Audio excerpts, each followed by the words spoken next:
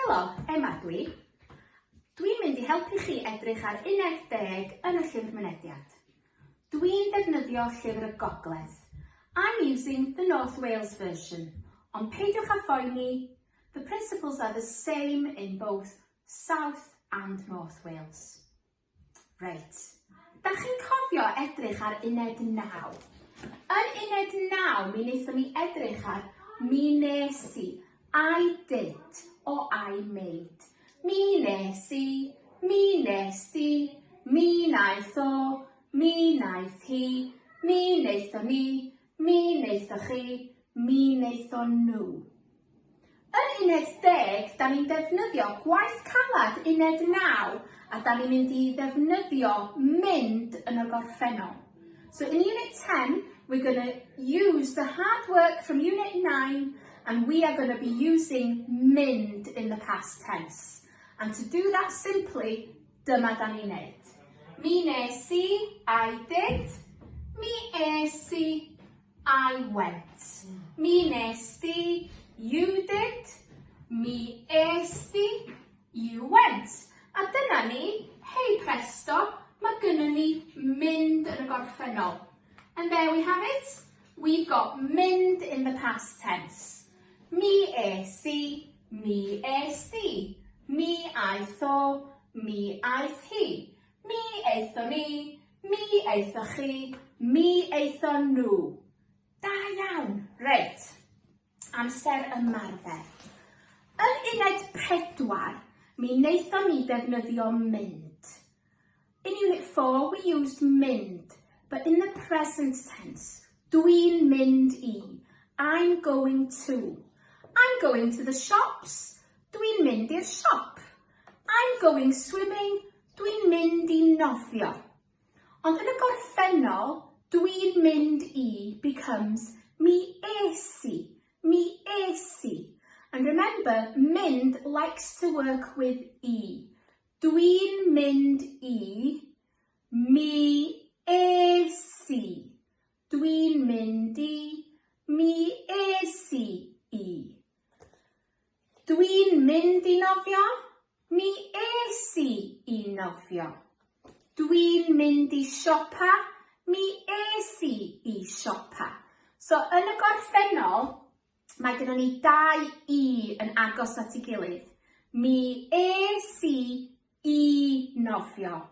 Mi es i siopa.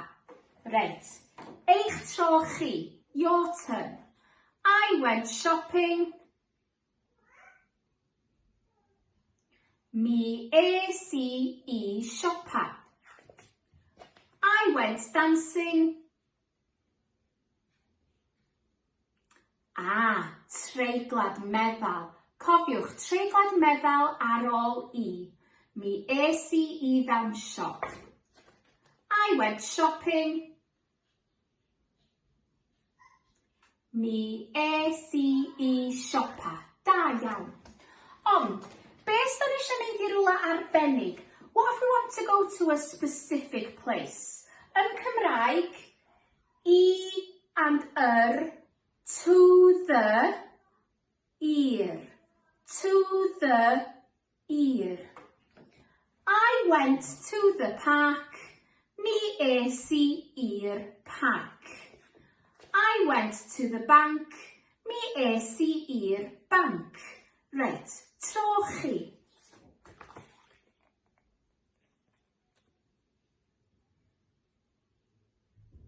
Mi es i'r parc. I went to the bank.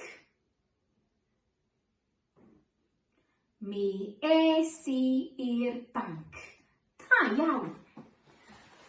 Beth da ni eisiau gofyn question? What if we want to ask a question? Right.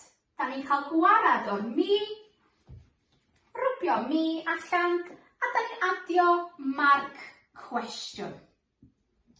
Mewn cwestiwn agored, open question, da ni angen gair question. We need a question word. Lle, where, lle es di, lle es di. Where did you go? Lle es di? Where did you go? i'r banc. Lle es di? Mi es i i'r cinema. Reit, tro chi. You ask the question. Mi es i i'r garej. Mi es i i'r gem. Mi es i i'r ysbyty. Reit. Be os ydi o'n gwestiwn caeedig? What if it's a closed question? Da ni'n cael gwared y gair cwestiwn. Es di? Did you go? Da ni angan yes and no. Yes, no. Ac yn y gorffennol, in the past tense, easy peasy. Do, naddo. Do, naddo. Es di i'r gem? Naddo. Es di i'r parc? Do. Es di i'r banc? Do. Es di i'r banc? Es di i'r parc? Es di i'r gem? Da iawn. Right. Beth am y negyddol? What if we want to be negative? Right. Da ni'n cael gwared o'r mark cwestiwn a da ni'n adio ddim.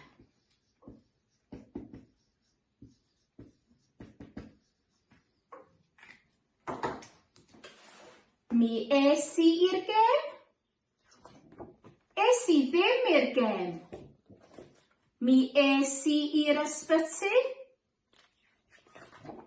Es i ddim i'r ysbyty? Mi es i i'r parc? Es i ddim i'r parc? Tro chi.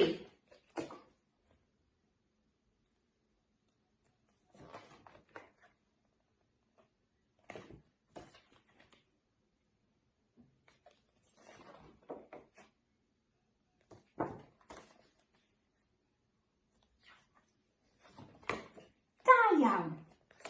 Mi es i i'r garej? Es i ddim i'r garej?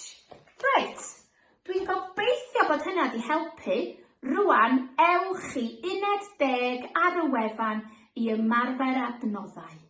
Now, I hope that helped.